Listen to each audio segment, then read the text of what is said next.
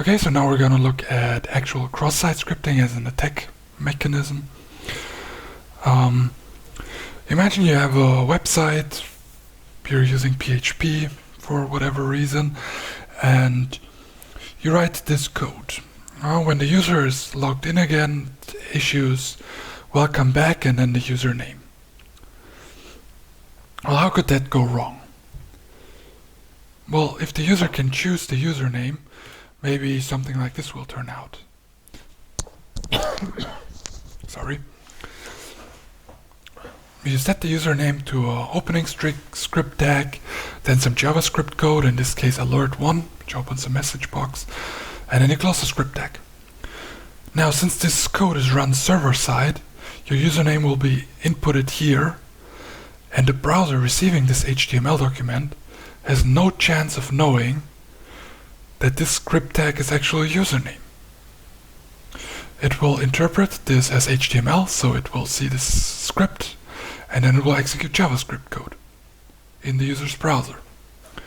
So in this case, since you see this message, this JavaScript code will be executed in your browser. Now, why is it a problem? You only see it yourself.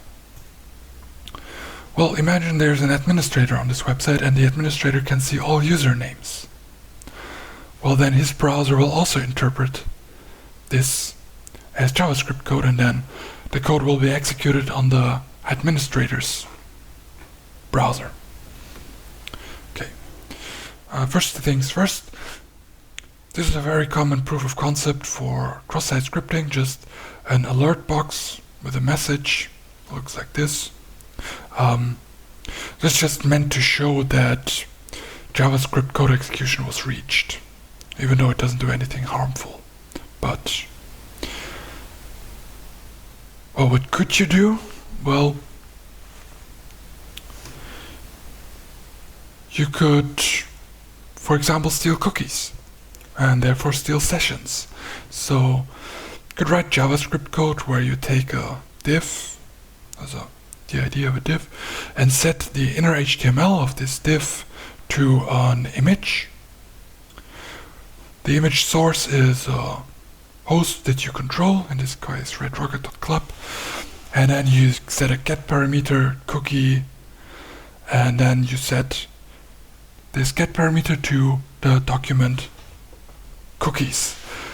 Document.cookies is JavaScript way to access the cookies of the current website. So what this does is it modifies the DOM, it writes HTML into the website, and it actually writes an image and sets the image URL to something including the cookie.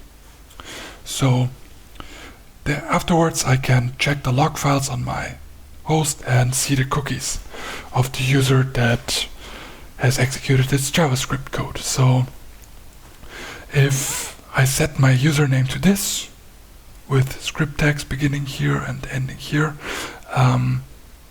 then the administrator's browser will fetch this image and submit the cookies of the administrator to my website, to my host.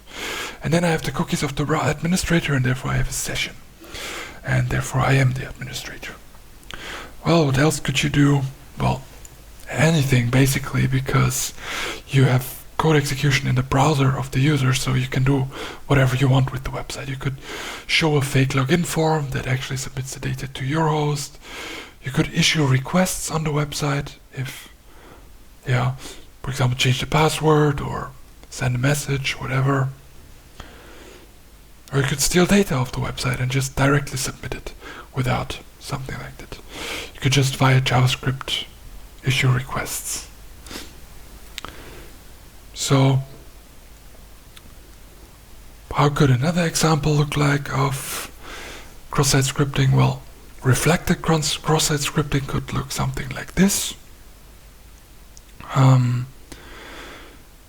have a get parameter user ID and then there's an image fetched with your user ID.png. Well, there you could do something like this. You could close the quotes here and then write an on alert, on error. On error happens when the image could be not fetched. Then the browser will go to the on error attribute and execute the JavaScript code that is behind the on error tag. By the way, there are a lot of on attributes in HTML available. For example, on load. Usually when an attribute starts with on, then there can be JavaScript code written afterwards stating what should be executed when a certain event happens. In this case, what should be executed if the image can't be fetched. Hence there's an error. Oh, this is another example of cross-site scripting. We didn't need the script tag, we just needed the on error tag. Maybe you remember in the first week I showed you this document of the Department of Homeland Security, how you can protect your infrastructure from nation-state hackers. Well, SQL injection, cross-site scripting, poorly configured web server. We had all that, so you now have the knowledge to become a Homeland Security certified nation-state hacker.